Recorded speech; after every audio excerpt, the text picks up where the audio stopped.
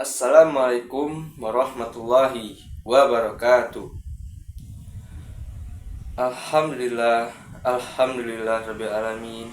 Assalatu wassalam asrafil anbiya wal mursalin wa ala alihi washabbihi rasulillah ajmain. Amma ba'du.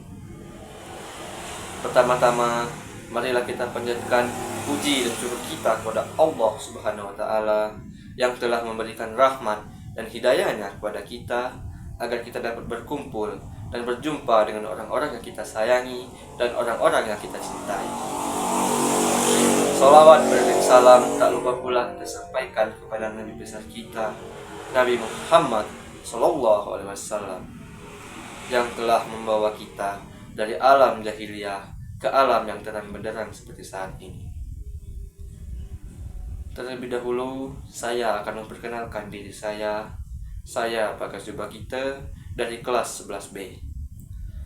Di kesempatan kali ini, saya akan menyampaikan kultum singkat tentang birrul walidayya atau berbakti kepada orang tua. Berbakti kepada orang tua adalah salah satu kewajiban seseorang setelah beriman kepada Allah dan Rasul-Nya. Berbakti kepada orang tua hukumnya wajib atau fardu ain. Orang tua kita lah yang membesarkan kita dari kecil hingga besar. Orang tua kita lah yang melahirkan kita ke dunia ini. Bahkan orang tua kita lah yang mengajarkan dan membimbing kita tentang akhlak dan agama, sehingga kita tumbuh besar menjadi orang yang baik, berakhlak, mulia, dan soleh-soleha.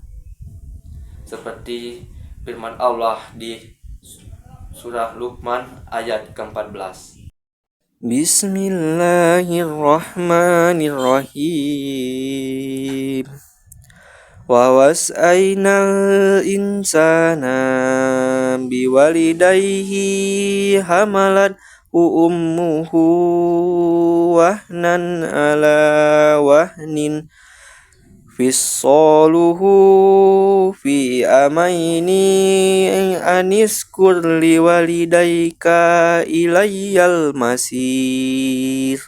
Sadaqallahul azim.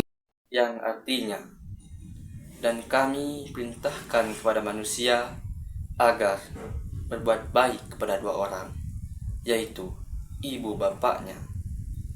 Ibunya mengandungnya dalam keadaan lemah yang bertambah-tambah dan menyempihnya dalam 2 tahun. Bersyukurlah kepadaku dan kepada dua orang ibu bapakmu, hanya kepadakulah tempat kembalimu. Quran surah Luqman ayat ke-14. Dalam surah tersebut Allah berfirman kepada kita semua agar kita selalu berbuat baik dan berbakti kepada orang tua kita. Berbakti kepada orang tua banyak contohnya.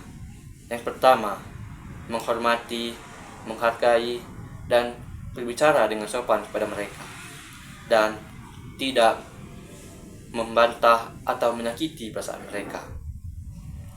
Yang kedua, membantu semua pekerjaan rumah dan semua kebutuhan rumah ketika kita sudah bekerja nanti.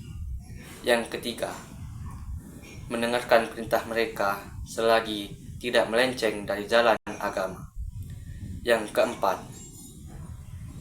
meluangkan waktu bersama mereka selagi mereka masih ada bersama kita.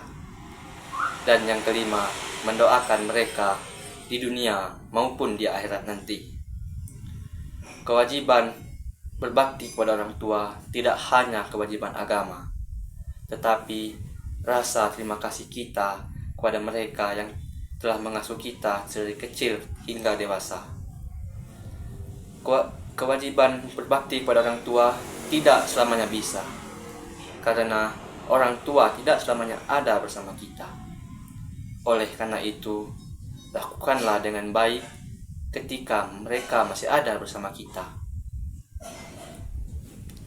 Cobalah kita bayangkan dalam benak kita saat kita dalam perut ibu kita, betapa beratnya ia membawa kita setiap harinya kemanapun ia pergi, dan betapa beratnya Ia mengasuh kita ketika kita bayi hingga dewasa ini.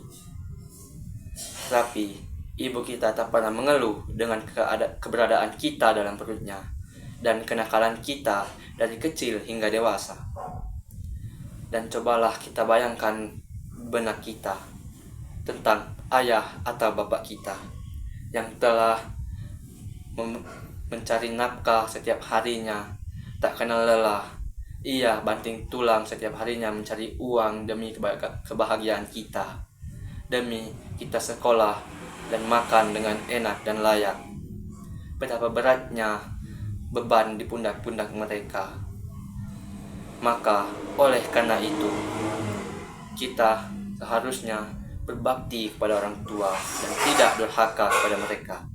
Dan kita seharusnya mengharapkan ridho mereka di setiap apa yang kita lakukan, agar kita selamat dunia maupun akhirat nanti.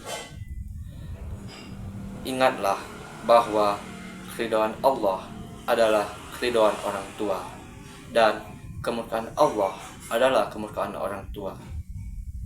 Jadi teman-teman, janganlah kita durhaka kepada orang tua kita, karena orang tua kita lah yang membesarkan kita dari kecil hingga besar. Dan surga kita ada di telapak kaki ibu kita. Janganlah kita membuatnya sedih atau marah kepada kita. Mungkin itulah yang dapat saya sampaikan pada kesempatan kali ini. Jika ada salah kata, saya mohon maaf. Pada Allah saya mohon maaf pun. Wabillahi taufiq wal hidayah. Wassalamualaikum warahmatullahi wabarakatuh.